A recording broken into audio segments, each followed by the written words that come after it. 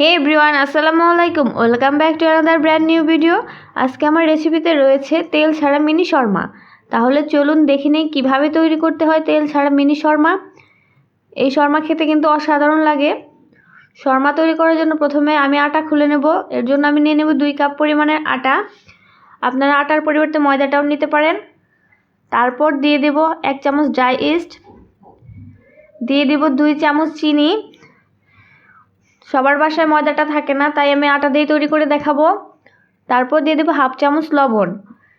তারপরে সব শুকনো উপকরণগুলো ভালো করে মিশিয়ে নিতে হবে, এতে করে ইস্টটা অ্যাক্টিভেট হতে সুবিধা হবে। তাই ভালো করে সব কিছু মিশিয়ে নেব। তারপর হালকা কুসুম গরম পানি দিয়ে আটাটা মাখিয়ে নেব। হাতে সহ্য হয় এরকম পানি নিতে হবে। অল্প অল্প পানি দিয়ে আটাটা মাখিয়ে নিতে হবে। একদম নরমও না, একদম শক্ত না, মাঝারি আকারে একটা আটার খুলে নেব। ভালো করে কিছুক্ষণ মাখিয়ে নিতে হবে। কিছুক্ষণ মাখানোর পর দেখেন হাতে এবং বাটিতে কোথাও আটা লেগে নাই। এই পর্যায়ে ভাববেন যে আটাটা মাখানো হয়ে গেছে। এখন আটার উপরে হালকা একটু তেল ব্রাশ করে দেব। হাতে একটু তেল নিয়ে এই পিঠ ও পিঠ ভালো করে ব্রাশ করে দেবো, এতে করে আটাটা ড্রাই হয়ে যাবে না। দেখেন আমি কিভাবে তেলটা ব্রাশ করে নিলাম। তারপর এইরকম পলিব্যাগের মাঝখানে দিয়ে পলিব্যাগটা গিট দিয়ে রেখে দেব। এরকম পলিব্যাগ সবার বাসায়ই থাকে, তাই পলিব্যাগ দিয়ে দেখিয়ে দিলাম, অথবা ঢাকনাটা ঢেকে রেখে দিতে হবে যে কোনো গরম স্থানে। আমি আজকে শর্মার জন্য মুরগির বুকের মাংসটা নিয়েছি। আমি মাংসের মাঝখানে স্লাইস করে কেটে তারপর ছোট ছোট পিস করে কেটে নেব। একদম ছোট ছোট কুচি করে কেটে নেব। যেহেতু তেল ছাড়া, তাই আমরা এই শর্মা ইফতারে আইটেমে হিসেবে কিন্তু রাখতে পারি। এই শর্মা ছোট বড় সবাই অনেক পছন্দ করে। এটা খেতে কিন্তু সত্যি অসাধারণ লাগে। দেখেন আমি কতটুকু ছোট ছোট পিস করে কেটে নিয়েছি। একদম ছোটও নয়, একদম বড়ও নয়, মাঝারি পিস করে কেটে নিয়েছি। এরকম পিস যেহেতু মিনি শর্মা খেতে কিন্তু ভালো লাগবে। ছোট ছোট পিস করে কেটে নেওয়া হয়ে গেছে আমার। দেখেন আমি দেখিয়ে দিচ্ছি কতটুকু পিস করেছি। আমার কাটা হয়ে গেছে। এর মধ্যে দিয়ে দেব 1/2 কাপ পরিমাণের টক দই, 1 চামচ মরিচের গুঁড়া, 1/2 চামচ ধনিয়া গুঁড়া। তারপর দিয়ে দেব 1/2 চামচ লবণ, 1 চামচ সয়া সস, 1 চামচ আদা বাটা, 1 চামচ রসুন বাটা, 1/2 চামচ জিরা বাটা। তারপরে সব মশলাগুলো মাংসের সাথে ভালো করে একটু মাখিয়ে নেব। আর অবশ্যই এখানে টক দইটা ইউজ করতে হবে। টক দই ছাড়া কিন্তু শর্মার মাংসটা খেতে ভালো লাগবে না, তাই অবশ্যই টক দইটা দিতে হবে। ভালো করে ম্যারিনেট করে নিতে হবে। আমার ম্যারিনেট করানো হয়ে গেছে। এটা আধা ঘন্টা রেস্টে রেখে দেব। দেখেন 2 ঘন্টা পর আমার আটাটা কিন্তু ফুলে ডাবল হয়ে গেছে। আটার মাঝখান থেকে বাতাসটা বের করে হালকা একটু মাখিয়ে নিতে হবে। তারপর এখান থেকে কিছু আটা নিয়ে আমরা রুটি তৈরি করে নেব।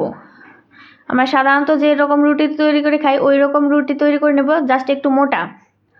তারপর এরকম বয়ামের মুখা দিয়ে আমি আজকের শর্মার রুটিটা কেটে নেব।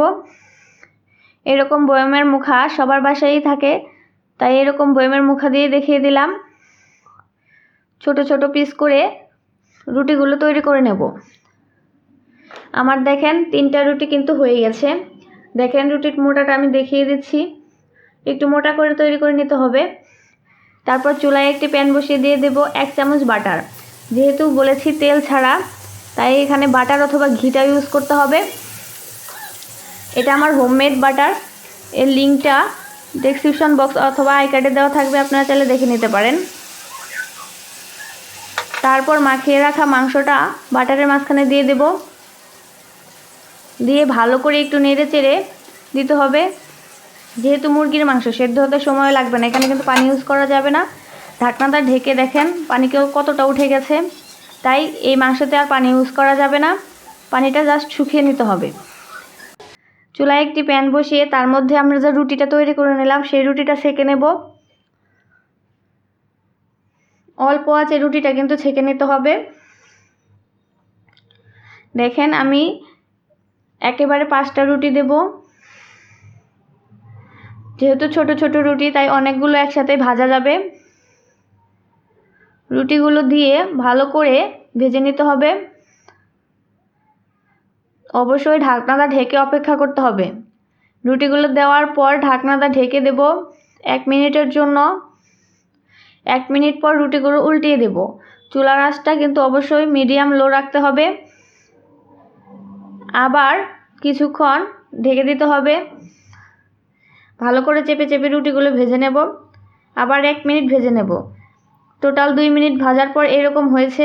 আপনারা সাদা করেও ভেজে নিতে পারেন, আমি একটু লাল লাল করে ভেজে নিয়েছি। রুটিগুলো ভাজা হয়ে গেছে। দেখেন মাংসটাও ইতিমধ্যে পানি কিন্তু শুকিয়ে গেছে। মাংসটাও ভাজা প্রায় হয়ে গেছে। এর মধ্যে দিয়ে দেব কিছু পেঁয়াজ কুচি। তারপর কিছুক্ষণ রান্না করব।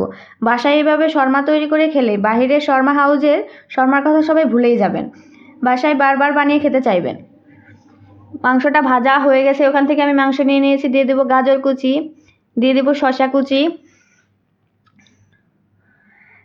তারপর দিয়ে দেব 1/2 কাপ মেয়োনেজ।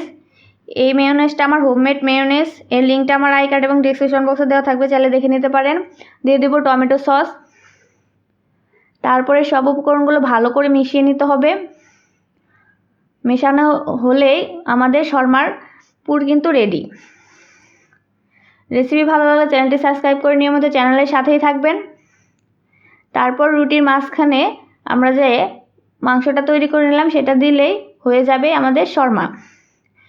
তৈরি হয়ে গেল অতি সহজেই ঘরে থাকা কিছু উপকরণ দিয়েই অনেক মজাদার মিনি শর্মা। এটা খেতে কিন্তু সত্যিই অসাধারণ লাগে। বাসায় একবার হলেও সবাই ট্রাই করবেন। দেখতেই কি লোভনীয়, দেখছেন? দেখলেই খেতে ইচ্ছে করবে। অনেক মজাদার এই শর্মা, বাচ্চারা খুব পছন্দ করে। ভালো থাকবেন, সুস্থ থাকবেন। দেখা হবে নেক্সট কোনো ভিডিওতে। আল্লাহ হাফেজ।